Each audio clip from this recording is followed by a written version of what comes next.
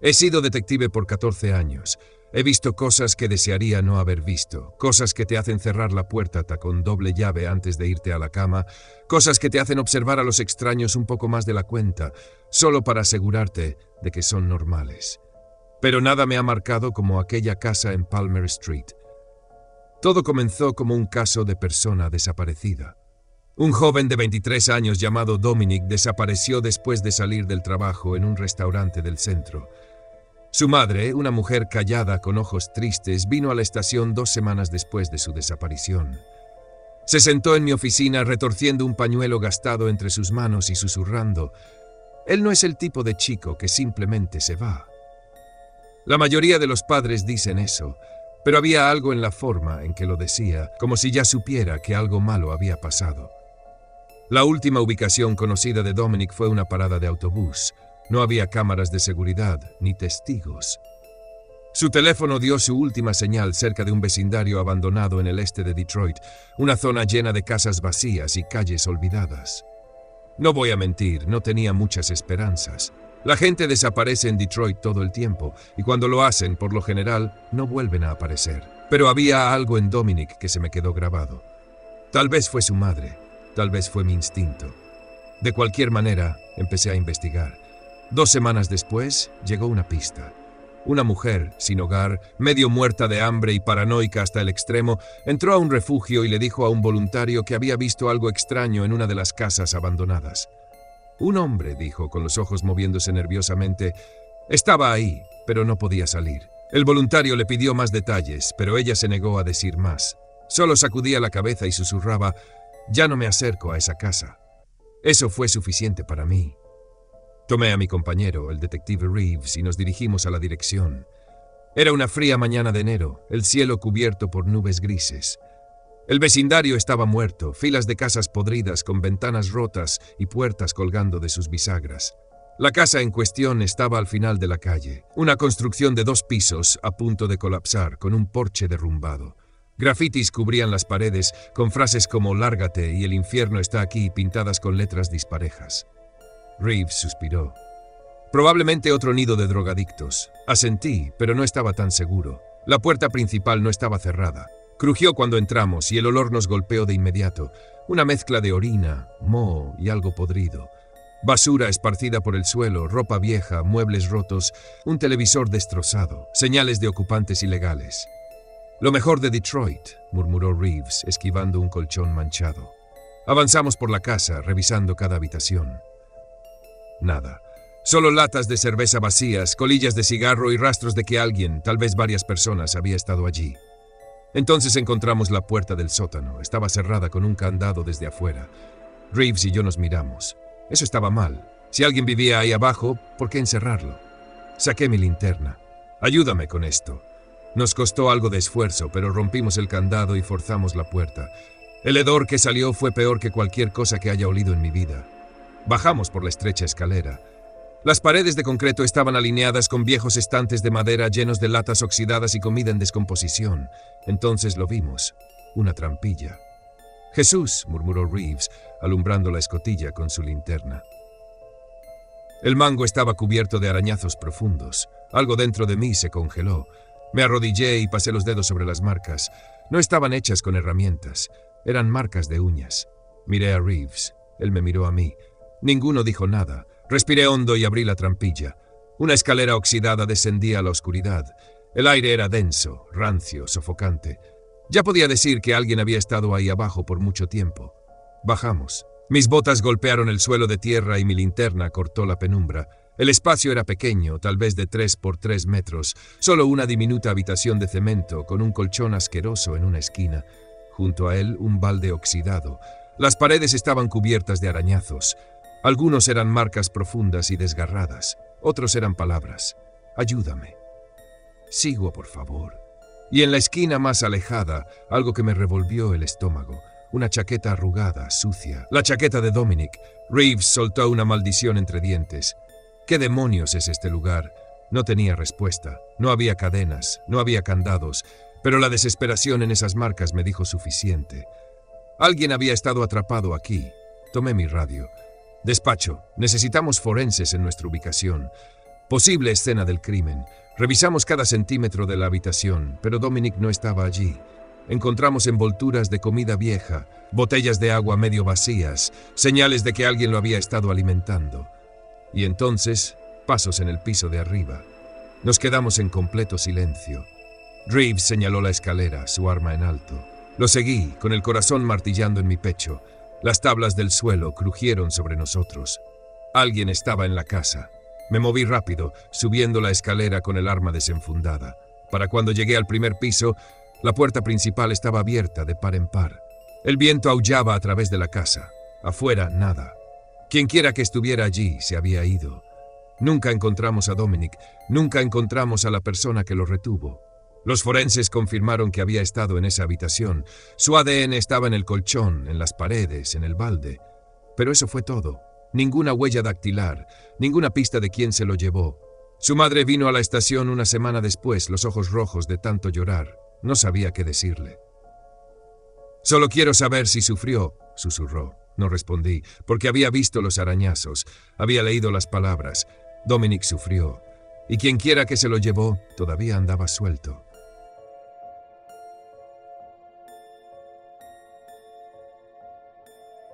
He sido oficial de búsqueda y rescate por más de 15 años.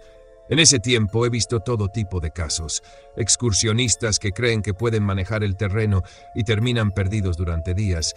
Niños que se alejan demasiado de sus padres. Campistas que subestiman el clima y no sobreviven la noche. La mayoría de las veces, los finales son trágicos. Pero de vez en cuando te encuentras con un caso que no solo te persigue, sino que cambia la forma en que ves el mundo. Todo comenzó un domingo por la tarde, a principios de abril. Una familia de 3, Michael y Lisa Myers, y su hijo de 6 años, Ethan, había acampado a unos 400 metros del Sendero de los Apalaches en Carolina del Norte. Era su primera vez acampando como familia y habían elegido un lugar fácil, cerca de un arroyo. Según los padres, eran alrededor de las 4:30 p.m. cuando Ethan desapareció. Había estado jugando a pocos metros de ellos, recogiendo palos y lanzando piedras al agua mientras su madre preparaba la cena. Miraron hacia otro lado durante quizás 5 segundos y cuando volvieron la vista ya no estaba.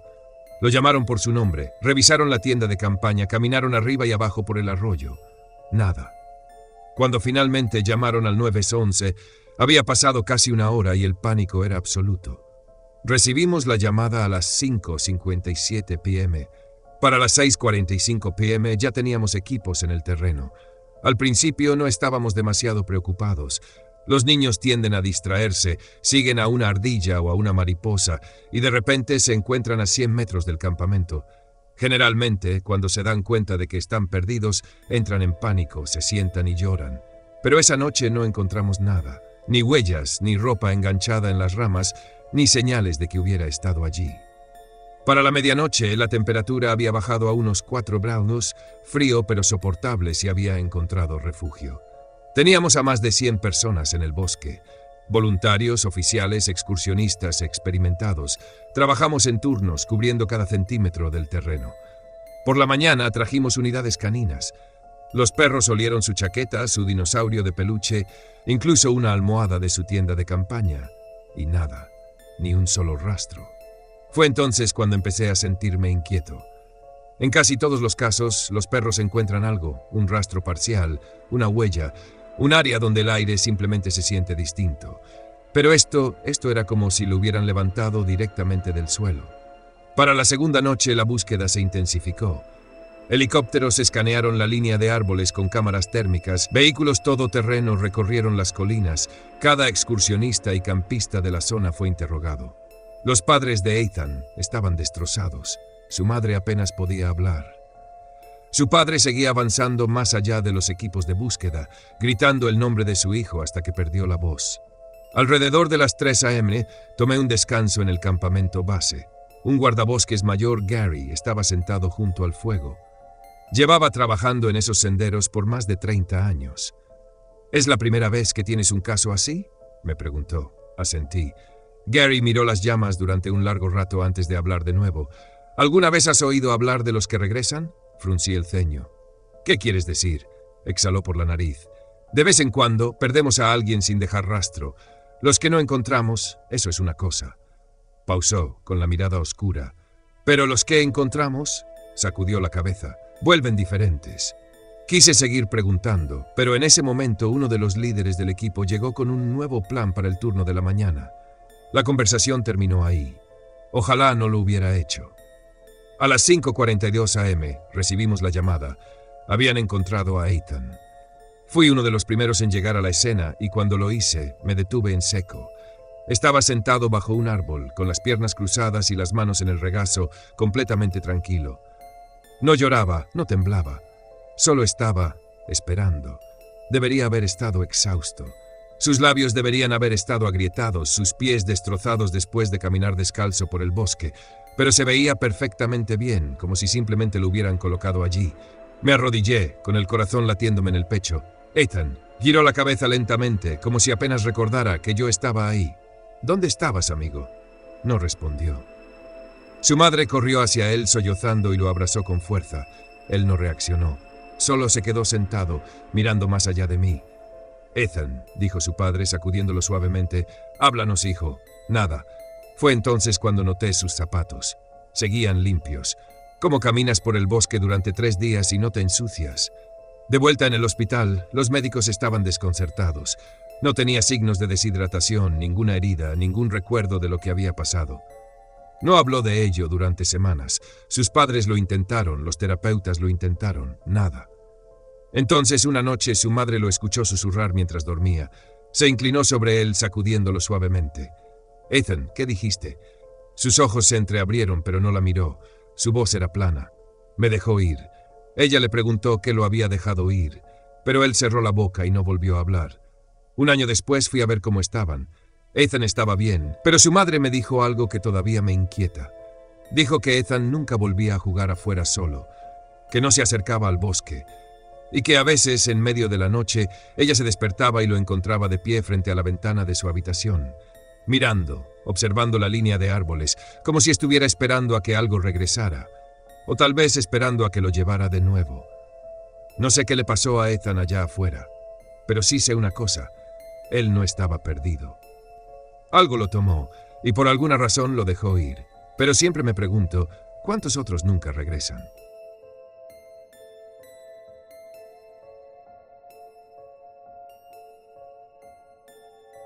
Cuanto más tarde se hace, más silenciosa se siente la ciudad. Cuando trabajas turnos nocturnos como policía, esa inquietante quietud se vuelve normal. La mayoría de las noches es lo mismo de siempre. Algunos borrachos, una queja por ruido, un allanamiento aquí y allá.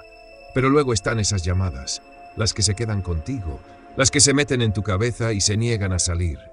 Esta fue una de esas llamadas. Llegó poco después de las 2:30 am. 911. ¿Cuál es su emergencia? La voz al otro lado era pequeña, frágil. Hay alguien en mi casa. Me enderecé de inmediato, agarrando la radio. La voz pertenecía a una niña, no mayor de 6 o 7 años. Está bien, cariño. ¿Puedes decirme tu nombre? Una pausa. Luego apenas un susurro. Addison. Addison, ¿estás sola? Sí. Eso no era bueno. Una niña sola en una casa a esta hora. Le hice una seña a mi compañero, el oficial Darren Cates. ¿Dónde estás ahora, Addison? En mi habitación, escondida. Sonaba asustada, pero no en pánico, como si estuviera acostumbrada a esto, como si ya hubiera pasado antes. Lo estás haciendo muy bien, dijo la operadora, manteniendo la calma. ¿Estás en un lugar seguro? En el closet. Un escalofrío me recorrió. Podía escuchar su respiración, temblorosa e inestable. Bien, quédate ahí, ¿sí? Los oficiales van en camino. ¿La persona sigue dentro? Una larga pausa. Luego, en una voz tan baja que casi no la escuché. Sí. Está bien, Addison. ¿Puedes decirme cómo es? Esperé. El silencio se alargó. No sé, algo en la forma en que lo dijo me hizo estremecer. ¿No lo sabes? ¿Lo has visto? No, pero viene todas las noches. Sentí el estómago encogerse. Addison, ¿esto ha pasado antes? Pero antes de que pudiera responder, la línea se cortó. La operadora intentó devolver la llamada. Nada. Tenemos que irnos, le dije a Cates, poniendo la patrulla en marcha. Despacho nos envió la dirección, una casa antigua en el lado este de Tulsa, en un vecindario tranquilo. Encendimos las sirenas y aceleramos por las calles desiertas. Algo no estaba bien. Cuando llegamos, la casa parecía normal. No estaba abandonada ni en ruinas, solo vacía. El porche iluminado, las ventanas oscuras. Una mecedora en el escalón delantero balanceándose ligeramente con la brisa nocturna. No había señales de entrada forzada, ningún movimiento en el interior. Kate y yo nos miramos, ambos lo sentimos. Ese algo que estaba mal. Golpeé la puerta. Policía, Addison, ¿estás ahí? Silencio. Golpeé de nuevo, más fuerte. Addison, soy el oficial Jacobs. ¿Puedes venir a la puerta? Nada. Probé el picaporte, desbloqueado. Eso fue suficiente para nosotros. Entramos. El aire estaba viciado, pero no como en una casa donde alguien ha estado cocinando o viviendo. Más bien como una casa que ha estado esperando a que alguien entre. Nos movimos por la sala de estar. Ordenada. Demasiado ordenada. Sin desorden, sin platos en el fregadero, sin señales de vida. Entonces la vi. Una llamada en curso en la pantalla de un celular apoyado sobre el mostrador de la cocina. El temporizador marcaba 27 minutos. Eso significaba que quien había hecho la llamada nunca la había colgado. Un escalofrío me recorrió la espalda. Esto no estaba bien. Kate sacó su radio. «Despacho, estamos en la residencia. No hay señales de entrada forzada, pero la llamada sigue activa». «Copiado», respondió Despacho. «Refuerzos en camino. ¿Alguna señal de la niña?» Miré hacia el pasillo que conducía a las habitaciones. Sentí la boca seca. Aún no. Nos movimos metódicamente, revisando cada habitación. Sala de estar vacía, baño, nada. Cuarto de huéspedes intacto. Y entonces llegamos a la última puerta. El dormitorio de un niño, paredes rosas. Peluches alineados perfectamente en un estante. Todo parecía normal, pero se sentía mal. No había polvo. No había pijamas arrugadas en la cama. No había juguetes en el suelo. No había señales de que un niño realmente viviera allí.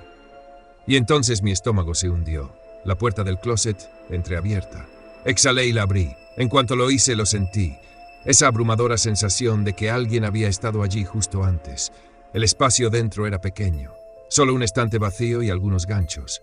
No había ropa. No había Addison. Retrocedí con el corazón latiéndome en el pecho. «Kate», llamé. «Tenemos un problema». Radio en mano, volvimos a contactar a Despacho. ¿Pueden confirmar quién vive en esta dirección? Minutos después recibimos la respuesta. La casa había estado vacía por 6 años. Los últimos residentes registrados, Thomas y Brooks, sin hijos. Sentí el estómago retorcerse. «Tiene que haber un error», dije. Hablamos con una niña llamada Addison. Despacho guardó silencio unos segundos.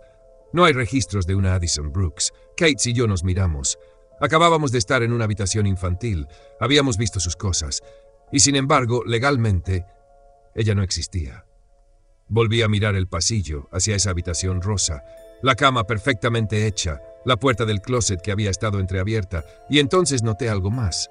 La mecedora en el porche. Ya no se movía. Los refuerzos llegaron 10 minutos después. Registramos toda la propiedad. Nada. No había señales de entrada forzada, no había signos de actividad reciente, solo una casa vacía. Me quedé afuera, mirando hacia la ventana del segundo piso, y fue entonces cuando lo vi. Un ligero movimiento en la cortina, como si alguien acabara de apartarse de ella, pero cuando revisamos adentro no había nadie. La investigación no encontró nada. La casa había estado vacía durante años. No había ocupas, no había registros de niños desaparecidos con el nombre Addison. Pero yo seguía reproduciendo esa llamada en mi cabeza una y otra vez. Él viene todas las noches. Todavía me pregunto sobre esa casa. ¿Era Addison real? ¿O solo fui otro nombre en una larga lista de personas que cruzaron esa puerta? Personas que debían encontrar ese teléfono. Nunca volví. Pero aún pienso en esa puerta del closet y en lo que podría haber pasado si la hubiera abierto antes.